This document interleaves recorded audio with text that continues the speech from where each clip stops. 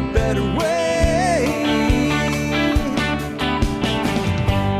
You don't have to be. Well, hi, folks. This is Jack Spirko with another edition of the Survival Podcast. As always, one man's view of the changing world, the changing times, and the things we can all do to live a better life if times get tough or even if they don't. Today is April the 10th, 2025. It is Thursday. That means it's time for an expert panel Q&A show for the week.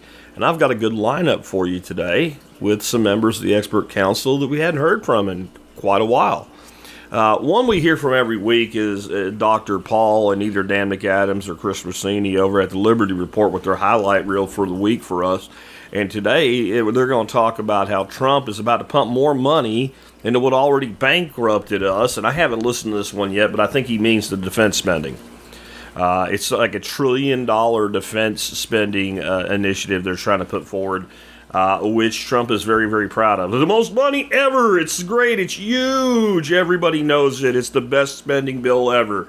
Yeah, that's not why you were sent there, bro. Like, we want spending cut, and they're not cutting anything. They're expanding spending again. Andy McCann will talk about the lion diet specifically for people dealing with Crohn's disease. Patrick Rohrman will talk about choosing sharpening stones and provided us a list of 3 specific stones that are in the show notes as well with links so you can see what he's talking about. Then we have a question that's really kind of a hard question, man. We got somebody with a history of prostate cancer in their family and has seen people go through the treatment for it and wants to know what life looks like if you don't treat it and just accept your destiny. Dr. Bones will talk about that. Ben Falk will talk about dealing with an apple tree that's planted too deep. I'll have some add-ons to that, and I'll put a link under Ben's bullet point over to Howard Garrett's sick tree treatment, which will give you some advice to kind of go along with what Ben says. When you're planted too deep, there's a litany of problems this can create for trees, even more than Ben says. But his method of fixing the problem is probably the right one here, in most instances anyway. And then I got one for you. I got 10 short pieces of advice today for 18-year-olds. And this is really 15-year-olds, 25-year-olds, even 30-year-olds to a degree. But the world's changed. And I asked ChatGPT about this. And usually when I do that, I have to, go take out 6, add 4, add more to 4. Just give me different stuff. I'll pick and choose, or go ahead and expand it to 20, and then I'll pick 10 if I want 10 points. No. In fact, it was kind of weird. This advice sounds a lot like what I've advised overall for a long time with some unique differences. But there is no doubt, and we need to stop beating up young people. It's easy to do because so many of them can't do anything. But again, that's always the fault of their parents, and the generation before them was supposed to teach them. But the other side of it is the world really is different. It's not the way it used to be, and there's more opportunities, but there's harsher realities at the same time.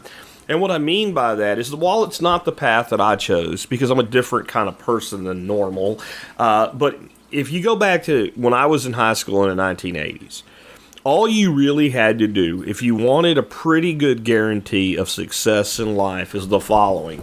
Shut your hole, listen to your teachers, and do what they tell you to do, even if you disagree with it. Do your very best in school, and if your IQ was over 80, you probably could have got out with at least a B average, at least. If you were a relatively intelligent person, you should have been able to get straight A's or close, something like a 3.7, 3.8 GPA. That would have gotten you into a college somewhere that was relatively affordable compared to today, and then take a degree path that had an opportunity at the end of it. That's, you'd pick a decent degree path, right? And then when you got out, look for your entry-level job and be willing to move somewhere and go there and do a good job. And then immediately start making more than minimum payments on your student loan debt. Then go and look for a house and get some credit lined up and start spending some money and buy a house as soon as you can. Buy a house within you could afford, but buy it as soon as you can and start making payments. And then get a spouse and start making babies. And if you did that and you were 18 years old, let's say 85, 87, 91, like somewhere in that range, your life probably worked out. And you're probably a Gen Xer sitting in a pretty good space in life right now. Maybe it's not everything you dreamed it would be, but it seldom is.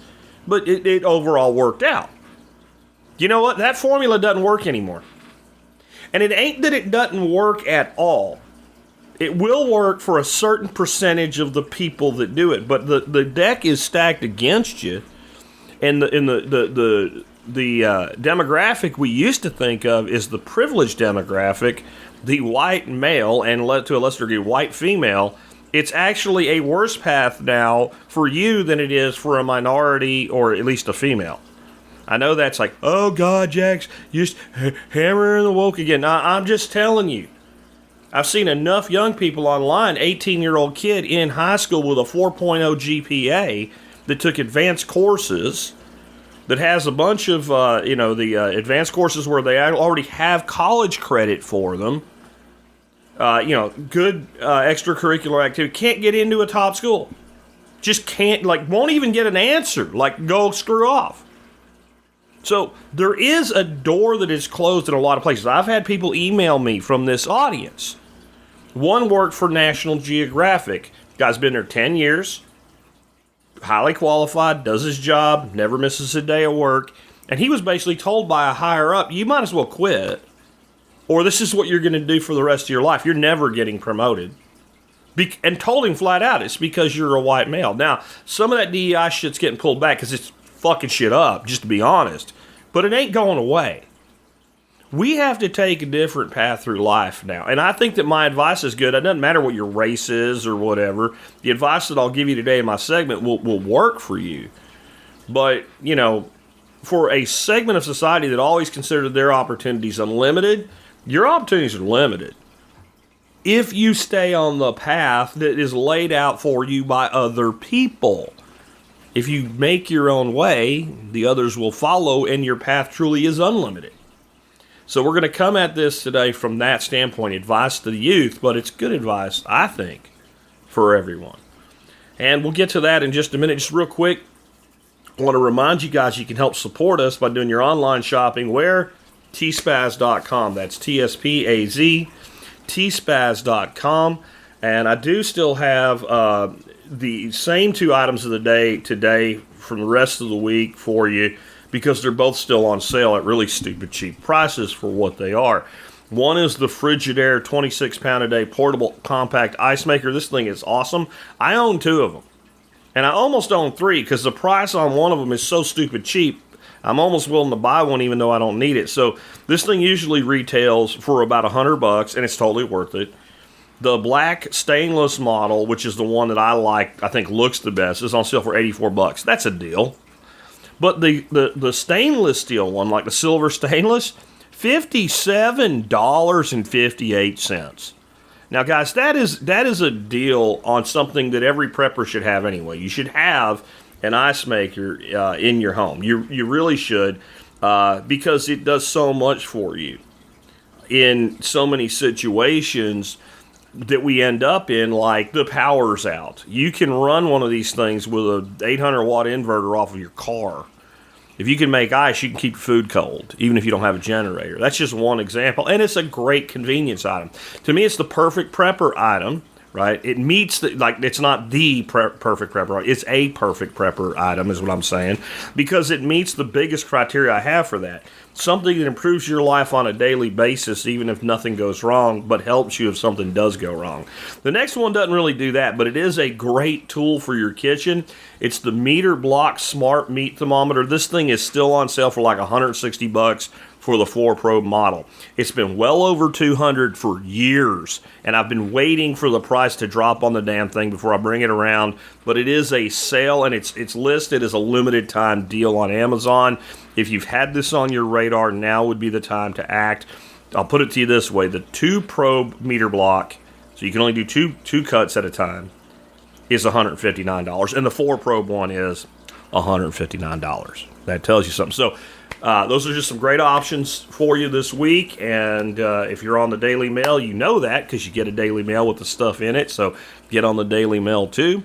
And with that, let's go ahead and drop on in to our first segment. Dr. Paul and Dan McAdams discussing how Trump's going all in on spending more money on the things that already bankrupted us. They're fighting too many wars and we're spending too much money at home. So what are we going to do about it? We've been telling people they shouldn't do that, but they just aren't listening. Well, we've applauded, this new committee, Doge and Musk, and even Trump, and even we praised them. But it doesn't look like it's getting very far. And because the news item that we've discovered today that sort of dampens our enthusiasm is the announcement by the administration. Hegseth says Pentagon will get its first $1 trillion DOD budget. And then if you read the article in Anti-War, they say, next year, because of some hidden ways they hide the spending and the momentum, they're saying that the military budget next year could be $2 trillion. I'll tell people listening, don't sweat it. We'll never make it that far. If we're going to spend like that, there may be a conclusion to all this. So it's rather disturbing. And I'm going to check with Chris, see if he's been disturbed by $1 trillion. Maybe he's not going to get upset until it's $2 trillion. How about that, Chris? I don't know. I hope we don't get that far down. But I think you're right, Dr. Paul. I don't know if we would make it to $2 trillion. Yeah, you're 100% correct. We started off hot. The Trump administration, we were excited ourselves. Actual cutting with Doge was happening. Finally, this is something that never happens. But as the weeks go on, we started to notice, this is only like leftist stuff, good stuff that was being cut, but only the Democrats were upset. And anybody who's been around a little while knows that our problem is not simply the Democrats, it's Democrats and Republicans. And the Republicans are not upset. And in fact, Pete Hegseth, as you mentioned, Dr. Paul, thank you, Mr. President, he says, coming soon, the first $1 trillion Department of Defense budget. President Trump is rebuilding our military and fast. And here's the funny part. P.S. We intend to spend every taxpayer dollar wisely on lethality and readiness, end quote. I mean, how stupid does he think Americans are? If the military was efficient, they would cut it 50-75% from what it is now, not increase to $1 trillion. So it is starting to feel like we've been duped. The question has always been in my mind, will President Trump try to save the empire or save the nation, America? And by all, appearances today, it's looking like he's trying to save the empire, which means that it's going to bankrupt the nation. Let me throw a little gas on their fire here for you for some reality. Right now, we have a problem with actually producing things for our defense because we don't make enough steel and we don't have enough facilities to build the shit that we need to build to defend our country with. But they're going to put the money out there anyway to spend it because you got to spend it. Because you got to spend it, and you have to do it, and it sounds like a big deal. Here's what I mean. Right now, we have orders out for 10 new battleships. Well, not battleships, 10 new ships for the Navy. Some of them are, the modern battleship ain't I don't like using that word because it ain't what it used to be. It's a different type of vessel. 10 of them. Cutting edge. Top warfighting ships. We have an order for 10 of them out there to be built. In the next 4 years, we'll be lucky if they produce 4 of the 10 that are on order. Why? Because the shipbuilding yards are gone. That's why. The Philadelphia shipyard is desolate. There's almost nobody there. And here's you got to, we have problems across the board. Do you want to use Chinese steel to build American ships for our defense? Do you really? And if we ever have to get on a war footing, can you rely on China to provide you the steel to gear up during wartime? Now you got a problem there, don't we? But there's more to it, and we can just start building ships again. I mean, come on, who's going to do it? What do you mean, Jack? People want jobs? Yeah, people want jobs, but building ships or building some of these munition systems, a lot of this stuff, and the raw materials thereof, these are not things you train a person how to do in a week. Some of this work is incredibly specialized work, and a lot of people that were trained in it are retired or have gone on something else now. They're not coming back. So what good does it do to jack up spending that much on your defense if you can't actually build the things the Defense Department needs for the various branches of the military? What are you going to do? Just make a bunch more F-35s because they sound really cool when they fly over your house? Like, is that what we need? Or we need to be investing in drone warfare? Where's this money going to go? And a lot of it's going to go into shit you don't know about, and you're not going to know about, and you're never going to know about it, and half of it will completely fail. But let's spend it anyway.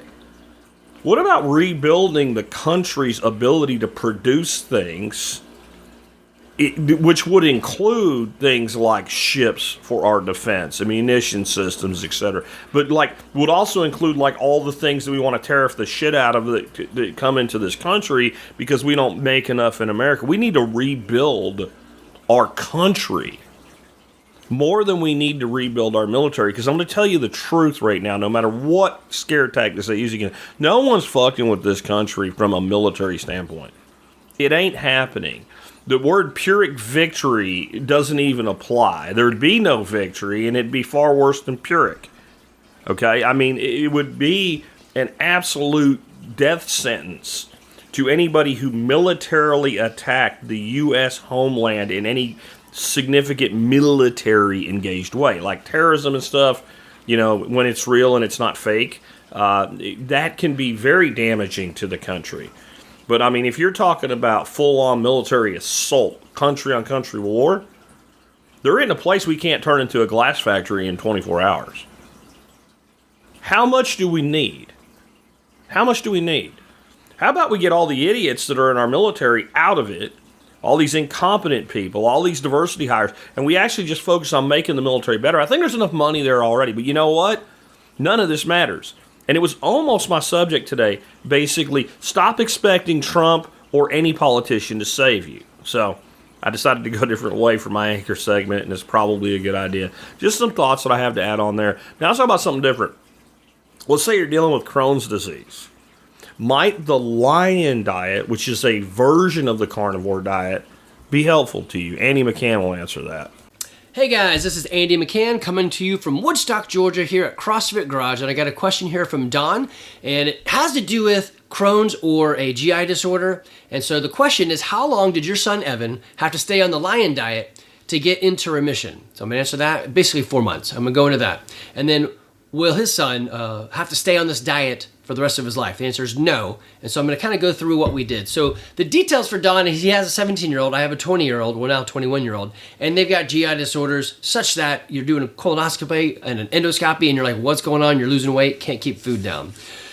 So Evan went to the doctor after coming back from college and living a mostly healthy life except going to college, and then living in a bad environment for a year, fraternity house, and then going on a cruise with his fraternity and having some sushi on island, so maybe parasites, and then eating a bunch of crap food that they serve you up there at college, right? So he's at the University of Georgia, UGA, and their food looked pretty good, but I mean, when you mass produce food, is it really food? I don't know. Anyway, so Evan went to the doctor, and the doctor said, basically, we think you have Crohn's. It all presents very similar, except it's on the transverse rather than the up and down side of the colon, or the colon, or large intestines. And they said, basically, you could take a drug, a biological. It'll rewrite some DNA, and you won't feel any pain. And you probably won't have any flare-ups, but most likely we'll have to cut your colon out and give you a colostomy bag. And so when we left, he said, Dad, that's a really bad option. Can we do something else? I said, son, you're 20. You can do whatever you want, and I'll be there every step of the way. So he found Michaela Peterson and the Lion Diet, and he said, this is what I want to try. I said, all right, let's do it. So he and I did the Lion Diet for about 4 months. That's where the magic happened for him. Will it be the same for you? I don't know. I'm not a doctor, and I didn't sleep at a Holiday Inn Express. Guys, I think it's just basically how messed up are you, and what do you need to get you through it.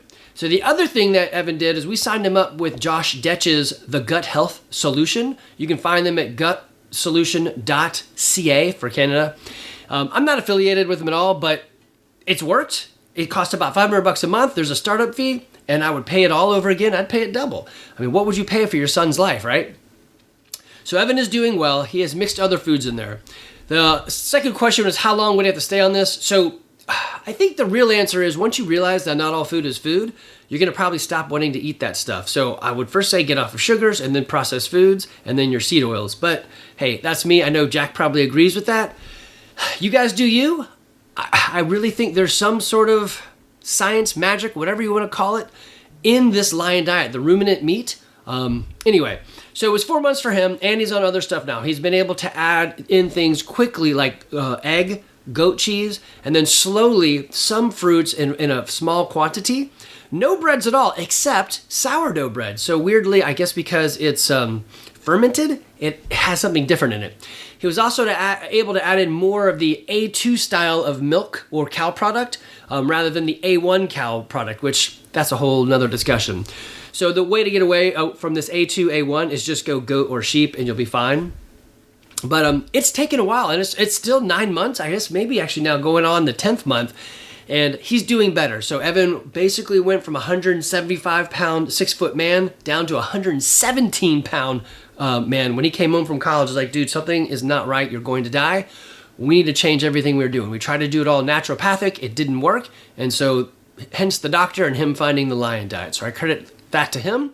But it did work, and I'm on it as well. It works for people who don't have problems. I did lose a bunch of weight, maybe 10 pounds, which I don't really have that to lose. I'm a pretty small guy.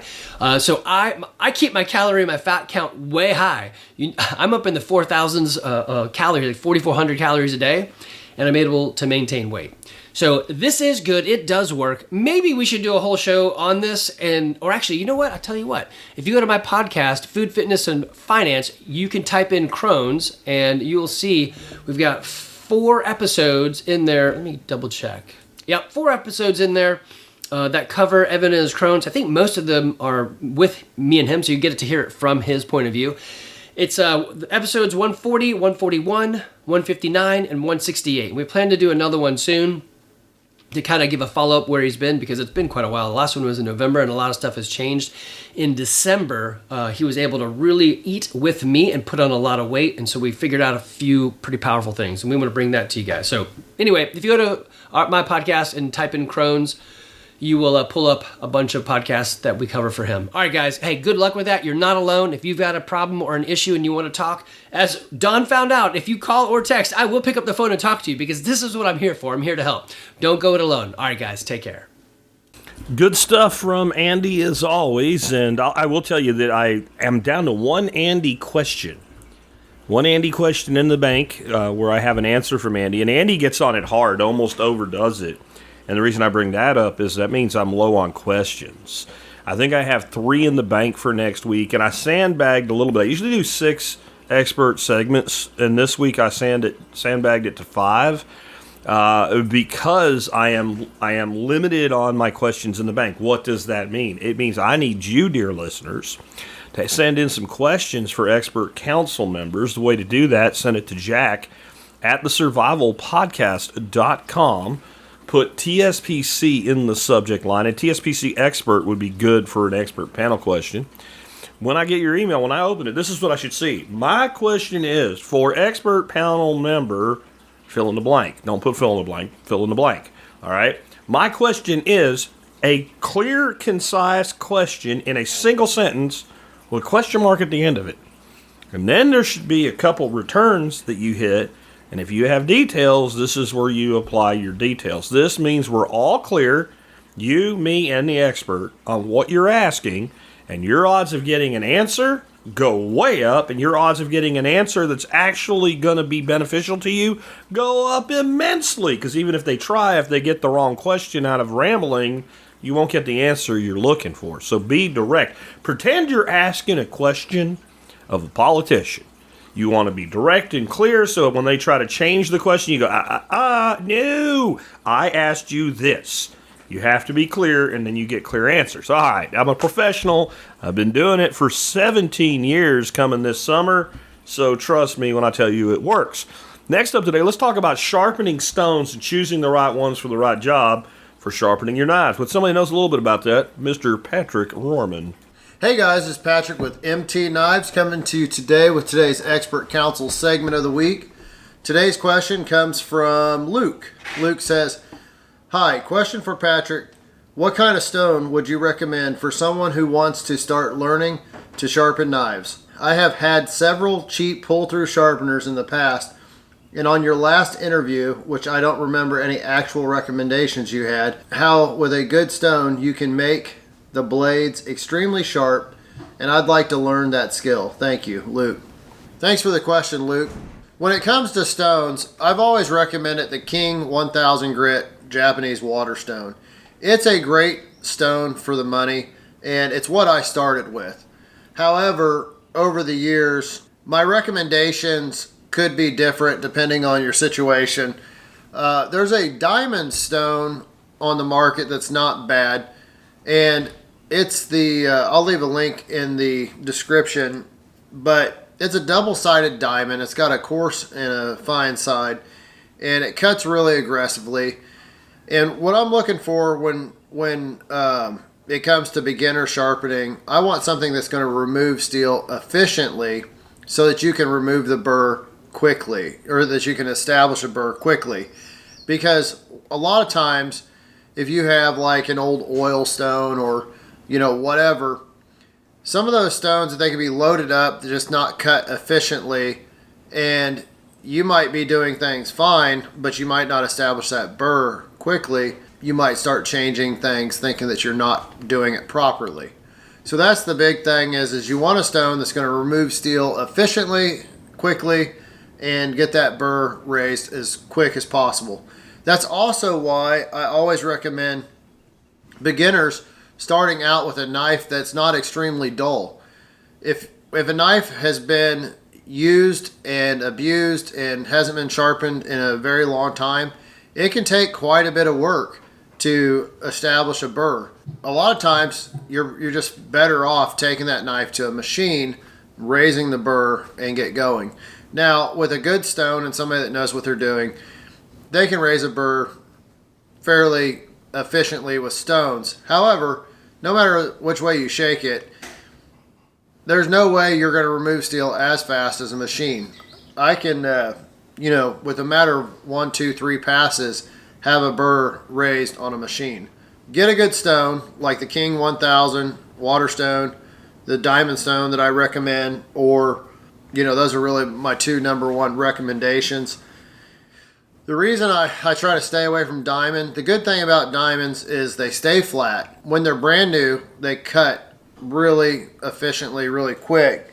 And sometimes with like cheap diamonds, I'm not really a fan of the way they feel. I don't like the overall experience of sharpening with diamonds for the most part. Japanese water stones, a nice 400 to 1000 grit stone that's going to remove steel quickly. Now with the Japanese stones, they're going to wear, you got to keep them flat, different things like that. So anyways, my recommendation, the King 1000 grit or the Sharpenol diamond double-sided stone. I'll leave links to both those in the description. Thank you, Luke, for your question. Good luck in sharpening. If you need anything else, be sure to check out my website where I've got digital downloads for my ebook or my sharpening video if you'd like a little more information. This has been Patrick with MT Knives. Have a great day. Good stuff from Patrick, and he actually sent links for 3 different stones. One of them being the diamond stone that he started off with, the other being the 1000 grit medium stone, and the other being a King whetstone. It's a 6000 grit, very, very fine stone. I've got links to all of those for you in the show notes. You'll see it right under Patrick's primary bullet point. So that's there for you. Now let's hear from Doc Bones on a subject that I'm really interested to hear what he has to say about it. A person who is thinking about if they end up with prostate cancer, which based on their family history and their current PSA is likely, they may choose not to treat it and to let nature take its course, and they want to know what that would look like. I have to say, this is the first question like this that I've ever gotten from this audience in almost 17 years. Doc, what do you say about it? Hi, Joe Alton, MD here, also known as Dr. Bones of the survival website doomandbloom.net, co-author of the Book Excellence Award-winning 4th edition of the Survival Medicine Handbook, and designer of quality medical kits at store.doomandbloom.net. Today's question for the Expert Council comes from Sean, who writes, Doc Bones, can you give me some practical advice? Online searches do not give any real kind of answers. Could you please describe what living with prostate cancer would be like, including the end? I am 55 years old, and to say prostate cancer runs in my family is an understatement. It hit my father, his 2 brothers, and a cousin who got it in his 20s of all things. My PSA, it's a blood test, is currently about 8.7 and I am being tested, but I am sure if it does not hit me now, it will in a few years. My question is, if I decide to forego treatment, in general, what kind of quality of life would I have? I know treatment has changed since my father in the mid-1990s, but his quality of life was not good. The meds and treatment were never ending and rough. He had an accidental death after about 20 years of decline. I do not want to sound morbid, but I do not see myself living past age 70 or so. I have multiple issues that I feel will limit me to about that age. Additionally, I have long ago decided that when it comes to treatment and longer life versus live what I have left in comfort, I prefer the latter. I both do not want to go through rough treatments that make me sick in the short term while bankrupting myself or being a burden to those around me. I prefer to avoid that and have something to leave to my heirs and the local dog shelter. So back to the question. If diagnosed, I have read a person can live years. Is this the case? And what kind of discomfort will one live in versus what you go through in treatment? I thank you for your time. Sean, I'm so sorry about your family history of prostate cancer, which is certainly a concern. The prostate is one of the most common cancers among men in the United States. As a matter of fact, in 2021, there were close to 250,000 new cases reported in just the United States. My impression is that you're right. You're definitely a candidate for prostate cancer, and your blood test is higher than it normally should be. The good news is that the average age at diagnosis is about 67 years old, you're 55, and 70% of cases are diagnosed at a localized stage. That means it's restricted to the prostate gland itself and hasn't gone anywhere else. Survival's high because many prostate cancers grow slowly, or not at all in some cases. Due to medical advances, 97% of prostate cancer patients are alive 5 years later. That's 97%, meaning your odds of passing the 70-year mark is very good. However, survival varies by the stage at diagnosis. Has it spread to the rest of the pelvis? Has it spread to lymph nodes? Has it spread to other areas? When this type of cancer is spread, it tends to first show up in the tissues or lymph nodes that are closest to the prostate gland. If it's caught and treated at this point, which is known as the regional stage, your odds of recovery are very, very good. If it travels further, the cancer usually ends up in your bones. At that point, the chances for survival drop to about 29%. Pain is usually the end result if it's there. Organ failure and sepsis are possible life-ending events in the most extreme cases. You asked about the end. There are a lot of options like surgery, radiation, and even hormonal treatment. Hormonal therapy is usually used when the cancer is spread and is meant to lower the amount of male hormones like testosterone, which feeds prostate cancer cells. There's also chemotherapy, so there are a lot of choices. I guess I don't have to mention, though, that there are issues with urination and your sex life. That's all part of the equation. If hormone therapy doesn't work, you might have to move on to vaccine therapy. The prostate cancer vaccine is designed to kickstart your immune system so it attacks cancer cells. Or your doctor might suggest chemotherapy. It might be a medication you take by mouth or something your doctor injects into a vein. As I said earlier, if the cancer has spread to your bones, you'll need pain meds, maybe steroids, and a strategy to prevent fractures in whatever weakened structure that may be bony in nature. But we're getting ahead of ourselves, Sean. There are a lot worse cancers to have, and we're not even certain that you have it at this point. Make sure your doctor knows about your family history, though. That's very important. And figure out together how to evaluate your elevated blood test and how to proceed in a way that matches your personal needs and desires. Hang in there, Sean. I'm rooting for you. This is Joe Alton, MD, that old Dr. Bones, wishing you the best of health in good times or bad. Thanks for listening. Hey, learn more about more than 200 off-grid medical topics in the award-winning 4th edition of the Survival Medicine Handbook, and get your family medically prepared with quality kits and individual supplies from our entire line at store.doomandbloom.net. You'll be glad you did. So I have a few additional thoughts on this one. First of all, I very much understand the idea of if you have cancer, considering not doing anything about it at all and letting cancer take its natural path and accepting your mortality. Now, would I do it? Well, the answer is I don't know. And I think that anybody that says they know before they're actually faced with the full reality, not even it's likely that you will, but you hear those words that change your life forever, you have cancer, and you don't know what you would do until you actually face that. No one does.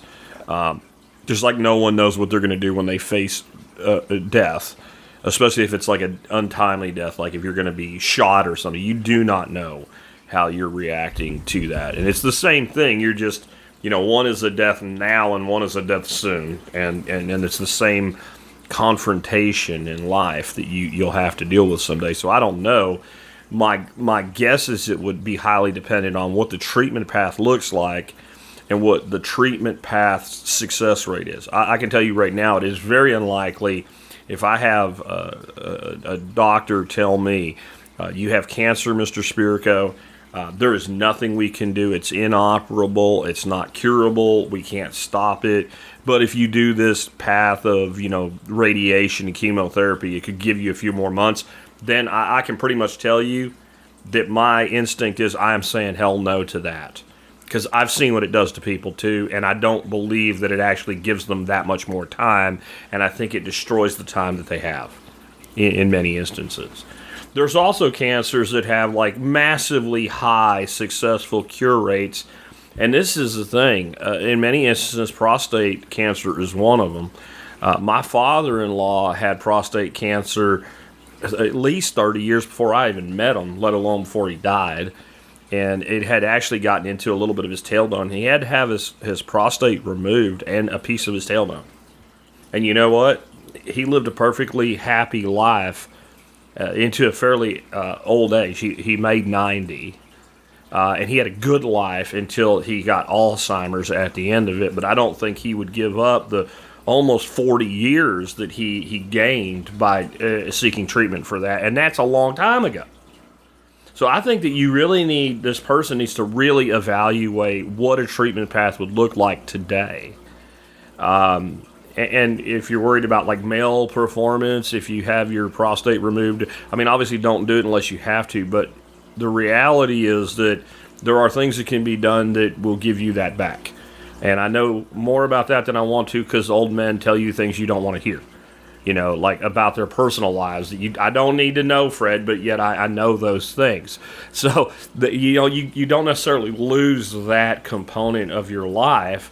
And even if I did, I'd rather be alive than dead if I can have a good quality of life. So think about that. Then I would also say if you ever make the decision with any cancer, I am not going to treat it with pharmaceuticals. I'm not going to use chemo. I'm not going to use radiation. If you make that choice, then there's nothing to be lost by pursuing whatever the best looking natural alternative to that might be. If it doesn't work, so what?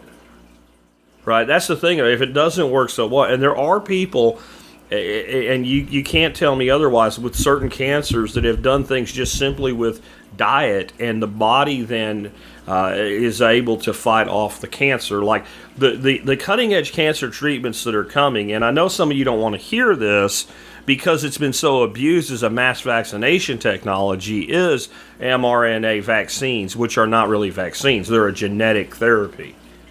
And it acts like a vaccine in that it switches on the body's immune system and says attack this thing.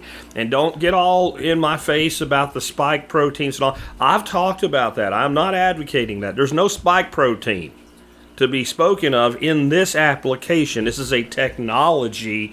It is not a thing unto itself. And this technology, this mRNA tech, was developed specifically for this. It was never meant to be used for flu vaccines and cold vaccines and COVID vaccines or whatever the hell they want to call it. It was never meant for one vaccine to go into 10 million, 20 million, 100 million, a billion people. It was meant that the individual with a particular cancer, you could actually take that cancer cellular data, it's RNA, and you could use it to create a tailor-made vaccine to the individual that would switch on their immunosystem and make it understand this thing, you must kill this thing. And it does have some very promising looking components to it. But what that tells us is the best defense against cancer, the best treatment of cancer is your own immune system. And, I really recommend the Sacred 7 mushroom blend that I have at tspaz.com on the site. Just you pretty much go there and type in sacred mushroom and you will find that right up. I take it every day, a small amount of it in my coffee. I don't even notice it's there. I can't tell. I put it in the first cup, and the second cup don't taste no different to me because the amount's not that big. And this is one of these preventional things. And so I would say to this person, not only should you be thinking about a conventional treatment path if you get there and know fully what you would be getting into and what its success rate is and what success looks like, along with natural therapies if you get there, do something now, even if you don't have cancer, to help your body be more likely to either completely fight it off or slow its progression. And, things like reishi and lion's mane and stuff like that, they have huge anti-cancer components to them. So I really recommend that you don't just resign yourself to, death with dignity, because in the end, death seldom has dignity. Death with dignity is when you're 90 plus years old and you go to sleep and you're like, well, tomorrow I guess I'm going to eat some porridge and walk around the yard and piddle a little bit, and hopefully I'll be able to do that, and you're in basic decent shape, and you go to sleep and about 3 o'clock in the morning you just shut off and you don't wake up. That's about as close to death with dignity as you're going to get.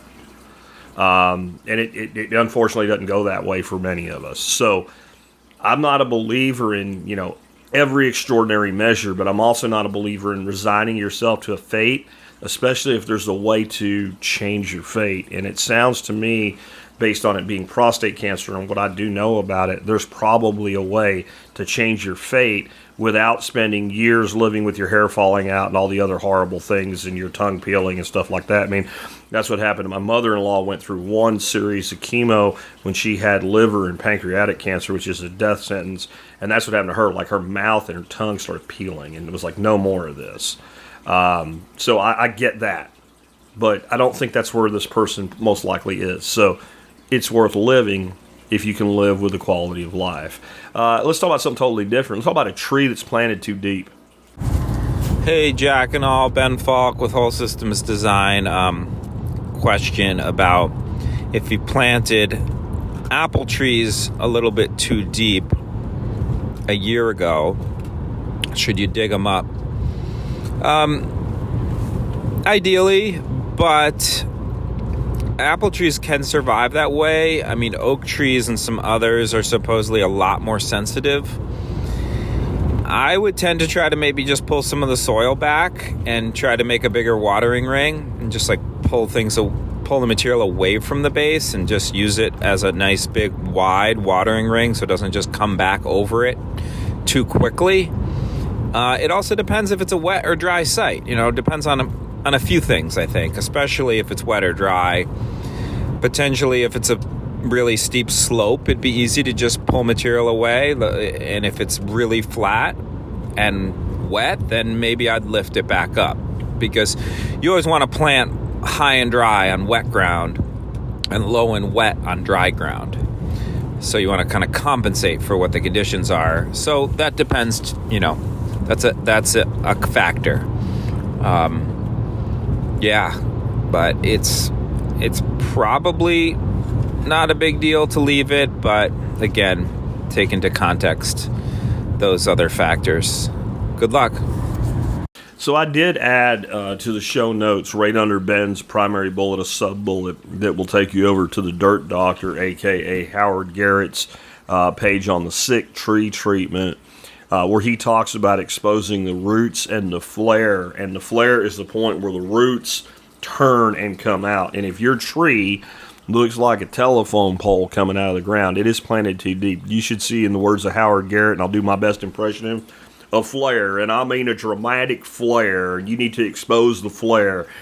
So on the context that Ben was talking about, my question would be when you say you planted it too deep, do you even know what that means? Do you mean you planted it too deep in that tree is so deep in the ground you've covered up the graft? Because then it's really too deep, and you may need it on only a 1-year-old tree to actually dig up and replant it. And if that's how deep you are, that's probably what I'd recommend. Now, the other side of that is sometimes a grafted tree has a good 4 inches of trunk before it hits the graft, and sometimes it's an inch. And sometimes it's almost right where the flare starts. It's only a ½ inch up from the flare. In that case, I would take the approach of treating this tree like a mature tree that needs Garrett's sick tree treatment and expose the roots and expose the flare. And I just want to say this is an incredibly important aspect of tree planting that most people ignore. Most trees are planted too deeply, and it doesn't matter if it's an apple tree. Is it worse for an oak? Sure, okay, fine. It doesn't matter, because what ends up happening is that trunk is not going to root unless it's one of some very specific trees that typically happens from, and it's going to eat away at the bark. Exposed roots will produce bark, but when you put bark in the ground, it rots. So you want to be able to see that flare. I really recommend you take a look at Howard Garrett's webpage on the subject here as a whole. And the reason I added this is less for the person asking the question, more for the rest of y'all. When you're planting your trees, if you cannot see the flare of the root, you are wrong. And if you're in Texas and you drive around and you see those mulch volcanoes, do not do that shit. Don't do it. If you don't know what it is, good. If you're from around Dallas-Fort Worth, you know exactly what I'm talking about. Every damn landscaper here does it. It is toxic to trees. No mulch goes against the trunk of your tree, let alone 6-8 inches up the damn tree. The place where the tree touches the dirt, you can hear me get a little agitated by this, where the tree touches the dirt, the only thing you should see is the tree, the root flare, and dirt. No mulch on the freaking base of the tree. The mulch should the tree should come out a bit, no dirt, and then thin mulch, and the mulch should get thicker as it goes to the drip line. All right, now let's talk about something totally different, and honestly, landscaping would be one of the valuable skills that might fit my my segment today. So again, I asked ChatGPT. I'll actually tell you the prompt that I gave it, and that will put it all in context. I said, if we had a group of 18-year-olds today looking to build a life, how might we guide them differently than my generation who were 18 in the mid to late 80s? How might we advise differently on education, career choices, investing, housing, etc.? Not so much the tech. Lots of jobs today just didn't exist then. More the macro planning. My day, it was go to college, get a degree, invest 10% in the stock market, buy a house, get good credit, get a good secure job. Give me 10 brief bullet points for today's young people. So I'm going to go through these 10 kind of quickly and add on to them, so I'm not just reading a transcript. But, I mean, when you listen to this, realize I didn't change anything, so I didn't feel I needed to. I might think a little bit about adding one for you here, because there's one that's, obviously missing to me anyway. But we'll get to that. I'll make it a bonus number 11. I'll pull it out of my butt when we get there. So number 1, tell me if this doesn't sound like Jack Spirko, not ChatGPT. Learn valuable skills, not just degrees. Focus on practical income-generating skills. Trade, tech, business over credentials. I want to tell you, if you're going to go to college, one of the paths in college to still consider outside of like the STEM world and things like that is going to be a business path. Business, entrepreneurship, how to, all that stuff. Because if you know how to operate a business, it doesn't matter that your business is made up mostly of, let's say, AI-driven bots, or if your business is made up of human beings. They're different to manage, but the overriding macro skill, the concept of acting as a CEO is the same. The business principles are the same. The rules of business are the same. And as well as trades and tech educations. Like, you should be out learning how to do things. And if you are 18 right now, or 17 or 16 or 15 or 40, honestly, but especially young people, you should be attending a university on a daily basis, and it's completely free. It's called YouTube University. You should be picking a skill, becoming at least halfway proficient in it, and pick another skill and do it again, and pick another skill and do it again, and pick another skill and do it again, and pick another skill and do it again. Because even if you end up going to college, that will help you. That will help you. And if you don't go, it'll really help you. You're really going to need something to lift you up and set you apart. But definitely look at different tech opportunities. There's a lot of, jobs and skills out there that are fairly resistant to AI. I mean, some of the ones I can think of, again, your skilled trades, your electricians, plumbers, carpenters. Like, you're not going to have AI doing any of that shit anytime soon. Healthcare workers, AI is going to be a big part of healthcare, but like nurses, EMTs, caregivers, doctors, like that's not going away. Mental health professionals, probably, educators, especially if you learn how to teach in the new paradigm where you're paid directly by your students. But that's a much better way to make a living than teaching fourth grade and teaching the same class over and over again for 50 years. Skilled ag workers, so like permaculturists and small farmers and things like that, that's not getting replaced by AI. AI will be driving the combines and planting the fields that are 40,000 acres of wheat. It's not going to do this more intensive hands-on work. Creative, like writers and artists to a degree, if you can figure out how to make money doing it. People that have to work with events, trade shows, concerts, stuff like that needs to be like problem solving on the fly. A lot of different emergency services, craftspeople. There's all kinds of opportunities within, the trade fields. The number 2 in this is avoid debt like the plague. Boy, that sounds like, considering one of my modern survival tenets is that debt is cancer. That fits there, but especially student loans, only borrow if the ROI is clear and fast. I don't know if it's got to be fast, but it needs to be clear. And I think there's a lot of people borrowing money still to go to school still because they've been told to do it the same way still, and it still is done. And so I've said this before, but if you're going to go to college, young man or young woman, then you should know what does a person with a degree in the subject matter that I'm going to take do on the day after they throw their hat in the air? What do they do? What does it look like? What does the first 2 years of life with that degree look like for a person that graduates, let's say, in the middle of their class? Don't assume I don't care if you're a valedictorian, don't assume that when you go to college, you're still going to be the smartest person in the room, and most of you ain't valedictorians, right? So you should base it on the median. What is the average person that comes out with a degree in this career field, what do they do? What does it look like 2 years in, 5 years in, 10 years in? What is the income expectations? And if that income expectation is less than laying pipe, you might want to think about laying pipe. I don't care what your mama said or your daddy said because they dream of you going to college. They had their chance to go to college. They did or they did not. They don't get to live your life for you. And then build income diversity early. Side hustles, freelancing, small business, don't rely on one paycheck. I teach that every day. Like I said, I didn't have to change much here. I'm like, this thing's actually seems like it's working, right? This ChatGPT thing working pretty damn good here. If you do not have more than one form of income in your life by the time you are 18, you are wrong. You're not bad. I don't want you to go put a bag over your face and start beating yourself with a stick or something like that. But you're wrong, and you need to fix it.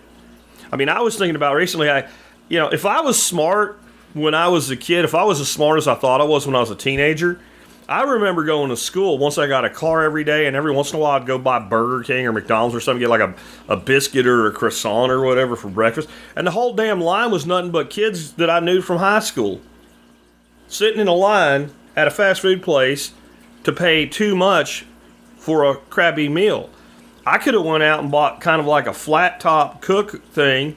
I could have brought a freaking cooler of egg, cheese, and sausage and bacon sandwiches to the parking lot at the school every day, and I could probably every morning, once you get quick, you make 50, it's no big deal. I could have sold all damn 50 of them. And at $2 a piece of profit, which I ran the numbers with 80s numbers, it would have worked. I could have been putting $100 a day in my pocket. Most grown people didn't make $500 a week back then.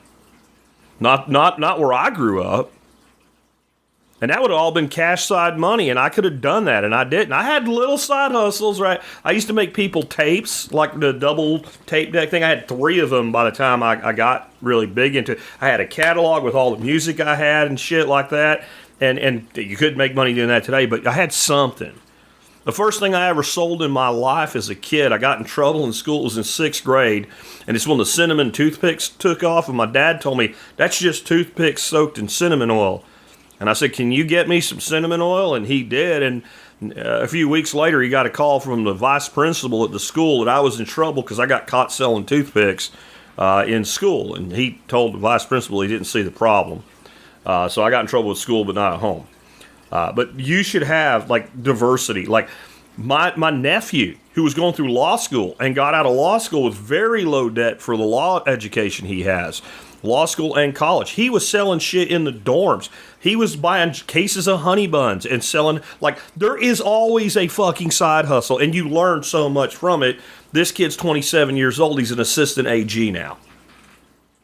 But, 8 years ago, he was hustling honey buns in a college dorm. He's 28. He's 28. But so 8 years ago, 9 years ago, he was hustling honey buns and iced tea. He was making iced tea by the gallon. Then some crazy-ass uncle taught him how to make things like apple cider, the kind that makes you go hiccup like that. And all of a sudden, he was bootlegging booze in college. So I'm saying there's always something. And then there's all these other opportunities today, Uber and Lyft and Uber Eats and all, like something. Invest in assets that you control. Think real estate, small business, or Bitcoin over Wall Street alone. I think I've talked about those things so much, I'll just let that be what it is. But real estate, the Bitcoin community has a negative view of real estate. They really shouldn't. There are different things that work different ways. Bitcoin I have to buy with my money. Real estate I can buy with somebody else's money. And then I get somebody else to pay the debt. And there's going to be a lot of renting in the future. So there's a lot of opportunity there for the smart person. But one way or another, you should have investments like this says you should control. I control my Bitcoin, not the bank. 5 is rent smart or co-house until it is strategic to buy. My generation was taught, by the time you're 24, 25, you should own a house. If you went to college, you got out at 22, 23, okay, 26, 27, you should own a house.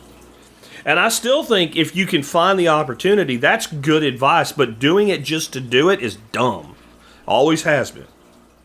Always has been. I bought my first house at 24. I don't know how many 24-year-olds could pull it off today. I really don't. If you can, you should, but you should do it smart. You have to be really smart, and I think you're going to see more. And I did the roommate thing. But I think the co-housing thing will continue to rise. It's hard to deal with roommates sometimes, but there's a whole bunch of young people still living at home. Young man or woman, if you live at home and you don't pay your parents anything to stay there, stop that shit right now. You need to be making enough money that you can give them a couple $100 because you are now a parasite instead of a child. Okay? So you need to start acting like a good home guest, because that's what you are now. Once you're one day over 18, there ain't nothing but their love for you that keeps your parents from saying, here's a box of Hefty Sacks. And when you say, what's that for? To pack your shit and get out. And they call the sheriff, and he will throw you out for them. So you are there at their benevolence. You should be contributing. However, there is no place in the world you're going to live for $200 a month. You should be saving 40 to 50% of your fucking money. Okay?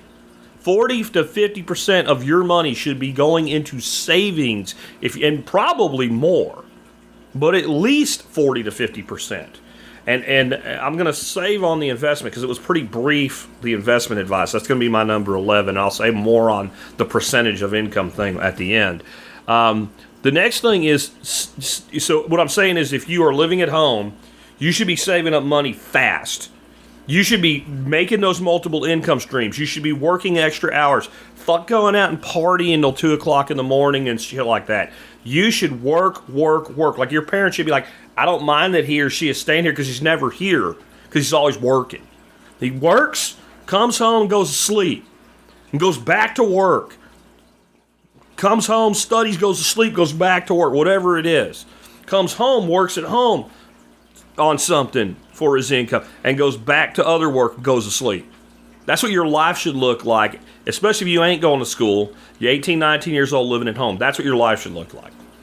And you won't have to do it forever, young person. That is the point. You do that shit for 4 or 5 years, and you can buy a house by the time you're 24, 25, and you can be set, and it can be a good thing for you when you get there. You should reward your parents for letting your dead ass live in their house for those extra years by making them so fucking proud they don't know what to do with themselves because you did so much better than your peers, because you have the opportunity, and if you don't do it, you're fucking squandering it, and your parents should grab you by the cuff of your neck and throw you the fuck out in the street if you're not doing that and you're living at home and you're that age. I mean it. Okay? Next, stay flexible, not secure. Security is a trap. Adaptability is power. In other words, you should not be looking for that job like your granddaddy had. You're going to work 30 years, 40 years, and get a gold watch because that fucking world is gone. That was gone for my generation, so it sure as hell ain't here for yours. Very few people in the world today that are, let's say, 50 years old. If you say, are you working in the same place you were when you were 25, answer that with a yes. Very few people probably answer that with a yes if you say 30 or even 35. 15 years is a long time to be in one place anymore. And when they are doing the same thing for 15, 20 or more years, they probably work for themselves. So the reason they ain't left is because it's their company, it's their business, it's their enterprise. You need flexibility, and the flexibility comes from some of the other things like the diversity of skill set. That gives you the flexibility. Next, own your brand. We just had a show on this week. This is the W-2 worker, right? Instead of the entrepreneur who still treats their life like they're the CEO of You Inc. You have to have an online presence, a portfolio, a reputation, all of that. That's the new resume. The resume has been dead for a long time. I mean, freaking LinkedIn is outdated technology for finding a job at this point, except headhunters still use it and whatnot. The reality is you should have a reputation by the time you're 25, 26, 27 years of age in the world that is you. That when someone, even if they don't know you, when they check into you, when they say, who is this person? They're like, wow. And Discover Praxis, who I had them on the show, and the way they run a boot camp and all, even if you don't use their service, if you go and look at what they're teaching those young people to do, you can do that for yourself. You just don't get their support. You've got to build a brand. You got to build a brand. And it's not much different with my generation. What I was taught by my great uncles, my grandparents, the people in my family that weren't derelicts and lunatics, right? The older generation, you only have your name. Now, they meant Spirko. They meant my family name. They meant don't dishonor your family name. But the other message was, and if you don't, it will do something for you. All this is taking that to another level, pushing it up, right? You're pushing up that brand of your name beyond just, oh, he's a Spirko. Oh, that's Jack freaking Spirko. And if you don't have any idea who I am today, and you go out and you Google me, you're like, wow, this guy's done a lot of shit. This guy's serious. Even if you don't like me, you can't take me as not serious. You can build that for yourself relatively quickly. I really recommend every one of you read the 4-Hour Workweek, and I'm going to add it to the show notes today with a link on Amazon, but it belongs in T-Spaz. There's 2 books that I need to get added. They'll get added next week.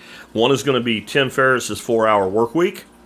And the other one is a little bit disconnected from that, but in the monetary world, Broken Money by Lynn Alden. Those 2 books, every single one, you ain't read them, need to read them, or get the audiobook or what have you. Like I said, they'll be coming next week, but I'll add links to both of them in the show notes today if you want to go ahead and get on board quick. Next up is Geo Arbitrage When Needed. Live somewhere cheap, earn from high-value markets. So if you can outsource your labor across distance, then go live somewhere where the average person is lucky to get a job at frickin' the Dollar General and earn corporate-level income like you would if you were in Atlanta or Dallas or Jacksonville or L.A.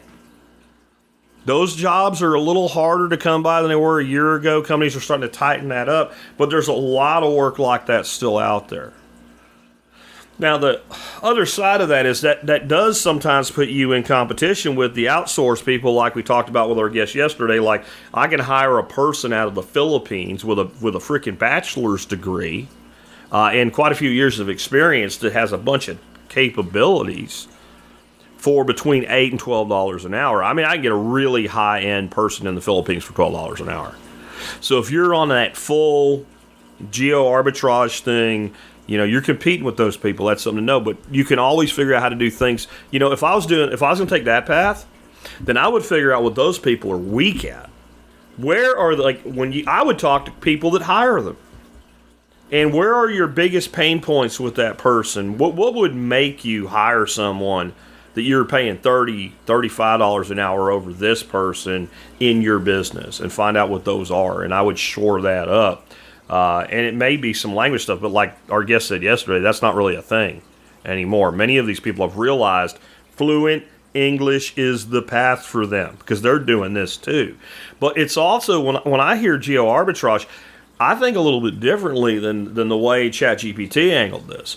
That might mean move your ass. And it might not mean move your ass to a place that's cheap. It might mean move your ass to where the opportunity is. And when you're young, one of the things you have that people later in life, when they have kids and roots and everything like that, don't have is the ability to just pick your shit up, pack your shit up, and move. And go find the place you want to be. One of the coolest things I've ever seen a person do in my life was, I don't know how long ago it was, but it's pre-COVID, so 18, 17, something like that. This girl that my wife and I met in North Carolina, she was driving Uber Lyft. And she was hustling her way across the country. She was using something like Airbnb, but it wasn't Airbnb. It's more specialized in finding like rooms, cheap rooms. And so she was using that to find a place to live. You know, and it's not a big security deposit or anything. You know, if you get whatever vetting the site does that says this person's not going to murder you in your sleep, you just get a room and move into it. And she's moving in like 30, 60, 90 days per location. Very, very cheap to live that way. Take her car, drive to wherever she was, and switch her Uber credentials to that state. And then she was driving and making money and learning the place. Who's there? Making friends, making contacts, making connections. Who hires? Where's the best place to work here? What are they looking for? Meeting the people that hired people. I'm not looking for a job right now, but I might move here soon. And if I do, I want to know who to talk to. That approach. When that person comes back, you want to talk to him as a hiring manager. And she's like, I'm going to do this for 2 years. At the end of 2 years, my student loans will be paid off in full. I'll have some money in the bank. I'll have lived in about a dozen places. I'll have friends all over the country, contacts all over the country, and then I'll decide where I want to live. Brothers and sisters, you ain't going to do that when you're 35. Now, somebody out there in my audience might go do it just to spite me, and it might benefit them to do so. I'm saying the aggregate average person that's 35 years old ain't going to do that. But the 22 to 24-year-old that's recently out of college can do that on a whim. And what a great way to find yourself, right? That's another type of geo arbitrage. Learn basic self-reliance. Learn to look after your health, how to cook, how to eat healthy, how to manage your own finances, right? How to manage your own legal issues to a degree, like so that you only rely on professionals for that level which with a professional should be relied upon, right? If you are going out to eat 5 times a week and telling me you're broke, I don't want to hear you. And I know some of you are like, man, you post pictures of going out to eat all the time. Yeah, and I don't bitch about being broke either, do I? Let me tell you something. When I was broke, that shit didn't happen. When I was a broke-ass young man and I first moved here to Texas, and my first job was packing boxes in a warehouse, and the roach coach came, and all the people that cried about not making enough money went to the roach coach, I grabbed my lunch and I sat down next to him and I ate my lunch. And my lunch was probably better than what they were eating out of the damn roach coach. If you don't know what a roach coach is, look it up, okay? It's just what they call a food truck here in Texas. And then the next one that they have is question the script. If it was normal in 1985, double check to see if it still serves you. If you're getting advice and you're like, That sounds like boomer advice. It might be. And that don't mean it's bad advice. There is some overlap. But you need to immediately be suspectful of anything that sounds like the advice that somebody would give a person in 1985. I completely agree with that. The last one I want to do is talk a little bit more about investing. So the investment advice my generation got, and it was pretty damn solid advice for income levels, opportunities, etc., was save 10% of your money. Save 10% of your money until you have a 90-day emergency fund. Just have that in something like laddered CDs or a savings account or a money market. And from that point forward, 10% of your money goes into your 401k. If you don't have a 401k, open an IRA. 10% of your income goes into your IRA. That was our advice. And if you max out the retirement account, then take the balance and put it, still save it. Still, like if you get to like your limit on what you can contribute, take the, like you did 10% for 8 months. For the last 4 months, put that 10% somewhere else. Put it in cash. Hold. If you're going to invest out. Not everything has to be in a 4. I don't think that gets it done for you anymore, folks. I think a young person today needs to be saving at a minimum 15% of their income, and 20 is better. And I know what a lot of young people are going to tell me. I can't afford it. Yeah, but here's the thing. And this is something, I didn't like it when somebody told me this when I was 19 years old. I didn't like it. And I didn't like it because it was true then and it's true now. And this will be true forever. If I gave you a 20% raise in your pay, you'd be very happy for a couple weeks. You'd realize you had more money for a couple months. And within a couple months, your life would adapt such that it would be like you never got a raise. And you'd go back to your employer, I need more money. I need more money. I need more money. And it would be a perpetual whirlwind.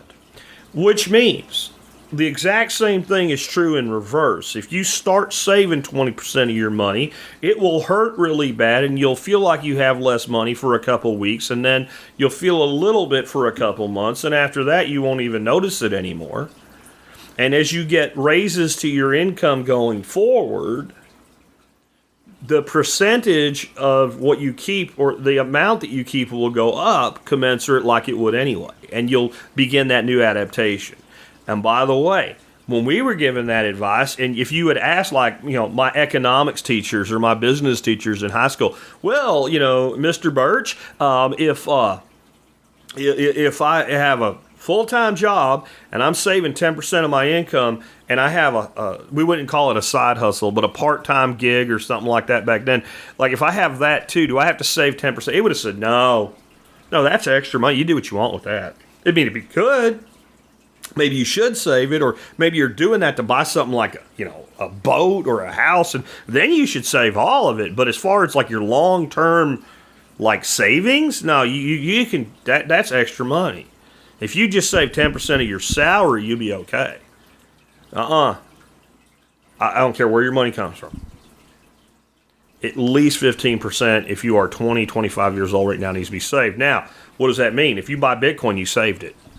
If you invest it in stocks and you're not an idiot, know how you do that, you saved it. If it's in a cash account, you saved it. If it's in a safe in your floor, you saved it. If you buy silver, you saved it. You see what I'm saying? It doesn't have to be a 401k, and all of it shouldn't be in a 401k. But minimum 15%, 10% just doesn't work anymore with the math and the metrics. That's the new world that we're in today, folks. That's the reality that we're in today. And the biggest problem I have with the establishment as it relates to Gen Z, no one's telling them what I just did. No one's saying this. They're all being told the same bullshit lie. You should go to college, somebody else should pay for it, and you should have free health care, and then you should get a really good job, and by the time you're 30, you should be set with a good income, and then you shouldn't have any debt because it was already paid for you. Okay, and you should also have a unicorn that flies over your house and shits a rainbow out. Farts out a rainbow, and your fucking guardian angel should slide down the rainbow and grant you 3 wishes, and that should happen once a week. Because those two things are just about as likely to happen as the other one. Okay? This is what we need to be telling our young people today. Yes, it's hard. Yes, it's worth it. Your life can be fucking amazing by the time you're 30, or you can question why you went through all the bullshit you did and why you don't have any joy in your life by the time you're 30. And it's really a binary choice to a large degree. And your behavior will have more impact on that than who you were born to, what the color of your skin is, what your sex is, what, anything is outside of your control. Your behavior will be the number one determining factor in your success or failure in life. We do not teach people that anymore. And your behavior is not just stay the fuck out of prison, right? That's not what it, or, you don't get fired from every job you have. Don't go out and make babies when you're 17 years old. Like, that's all good advice, and that's behavioral advice. And that advice, in general, is still given mostly, of course, we didn't want to shame anybody or anything that already made the mistake. The person that made the mistake, you should be saying, hey, look, don't do it anymore. But no, we're going to pat everybody on the head, tell them it's all going to be fine. And that's how we've gotten the generation in between Z and Xers right now is the most entitled, spoiled generation on the planet, and it damn sure ain't all of you. There are some hard-working, very successful, amazing millennials out there. But when we talk about which generation has the most crybaby bitches, it's that millennial generation. And it ain't your fault, but it is your problem. So you can take all the advice I just gave that 20-year-old and think, man, I wish somebody would have told me that when I was 20. Start now. Start now. Because the best time to start was when you're 18, 20 years old. The next best time to start is today. And a worse time to start than today is tomorrow. And it's damn sure not going to be any better to start in 5 or 10 years. We labor under this belief, if I just keep doing it, eventually my ship will come in, eventually I'll get lucky, eventually somebody will offer me a better job. It won't matter. If you don't change your behavior, even when luck finds its way to you, you will find a way to screw it up. With that, I hope you enjoyed today's show. Again, let me remind you, if you like the show and the work that we do, check out tspaz.com. You can find everything that I recommend there, all my reviews, products I've used for years. If I wouldn't spend my money on it, I wouldn't recommend it to you. And if you are going to buy anything online, just start at tspaz.com. Even if it's not something I recommend, as long as you start there, you can help us out no matter what you buy from Vivor or from Amazon, which, the biggest online retailer in the world is Amazon. You're going to buy something there, please go buy tspaz.com first. And think about becoming an MSB member today if you've never had or your account's expired. I get you such great discounts. I'm working on one right now from a company that does mushroom spawn. I'm pretty excited. I finally got one of those guys who wants to play ball with us. It's somebody I've used before, I've reached out to before, and I guess I hit them. I hit the right note with them this time, and we're going to get that done for you. We got moonshine stills, we got cannabis products, we got seeds, we got plants, we got all kinds of stuff available in the MSB at deep discounts, and those discounts will cover your membership. Above Phone does a discount for MSB. Start 9 Servers does a discount for MSB. There's all kinds of really great programs there. If you've never checked it out, check it out. Tomorrow we'll have a Friday flashback, and I mean it this time. I won't do what I did last week. I didn't do it. I flaked out, and by the time I realized it, I was already on the way out the door with my wife, and I said, it'll be all right. But I'm going to get that done as soon as I'm done with this episode for you. So you'll have that flashback tomorrow, and then next week we shall do it all over again. And about the end of the month, remember, I will be at the LFTN Living Free in Tennessee workshop with Nicole Sauce. I'll be there for the entire workshop. I think I'm there the day before and the day after I'm leaving. It should be great. I think she's got a couple tickets left. With that, I'll catch you later. I'll catch you on Monday, I guess. Just run you around. They said you should have a house the American way. $1 down, $1 a month, and you never have to pay. There's a better way to do this. Let me show you a better way.